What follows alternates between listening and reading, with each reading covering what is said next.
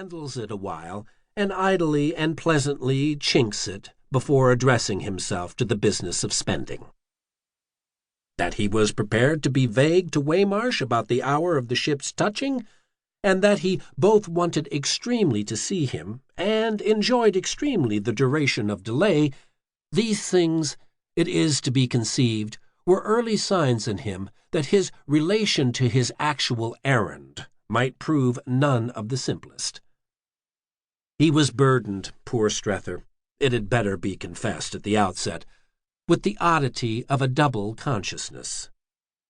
There was detachment in his zeal and curiosity in his indifference.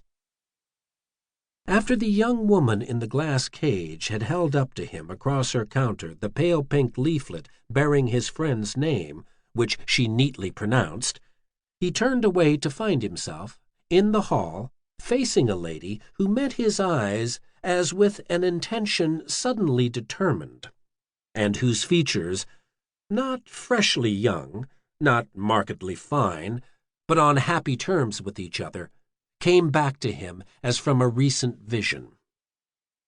For a moment they stood confronted. Then the moment placed her.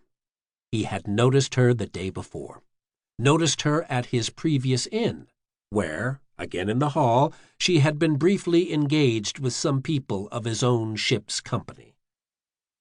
Nothing had actually passed between them, and he would as little have been able to say what had been the sign of her face for him on the first occasion as to name the ground of his present recognition. Recognition, at any rate, appeared to prevail on her own side as well, which would only have added to the mystery.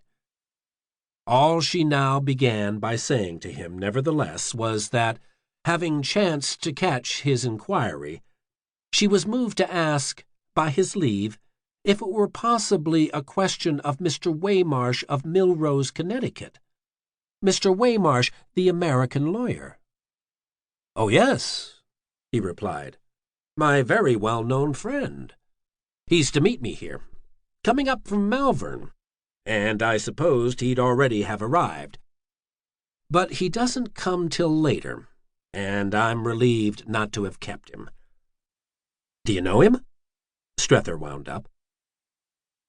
It wasn't till after he had spoken that he became aware of how much there had been in him of response, when the tone of her own rejoinder, as well as the play of something more in her face, something more, that is, than its apparently usual restless light, seemed to notify him. "I've met him at Milrose, where I used sometimes, a good while ago, to stay. I had friends there who were friends of his, and I've been at his house. I won't answer for it that he would know me." Strether's new acquaintance pursued, "But I should be delighted to see him. Perhaps," she added, "I shall, for I'm staying over." She paused while our friend took in these things, and it was as if a good deal of talk had already passed. They even vaguely smiled at it, and Strether presently observed that Mr. Waymarsh would, no doubt, be easily to be seen. This, however, appeared to affect the lady as if she might have advanced too far. She appeared to have no reserves about anything. "Oh," she said, "he won't care." And she immediately thereupon remarked that she believed Strether knew the Munsters, the Munsters being the people he had seen her with at Liverpool.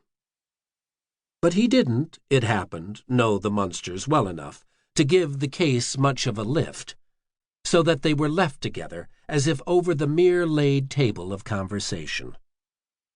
Her qualification of the mentioned connection had rather removed than placed a dish, and there seemed nothing else to serve. Their attitude remained, none the less, that of not forsaking the board, and the effect of this in turn was to give them the appearance of having accepted each other, with an absence of preliminaries practically complete.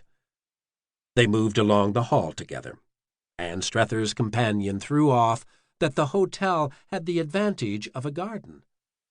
He was aware by this time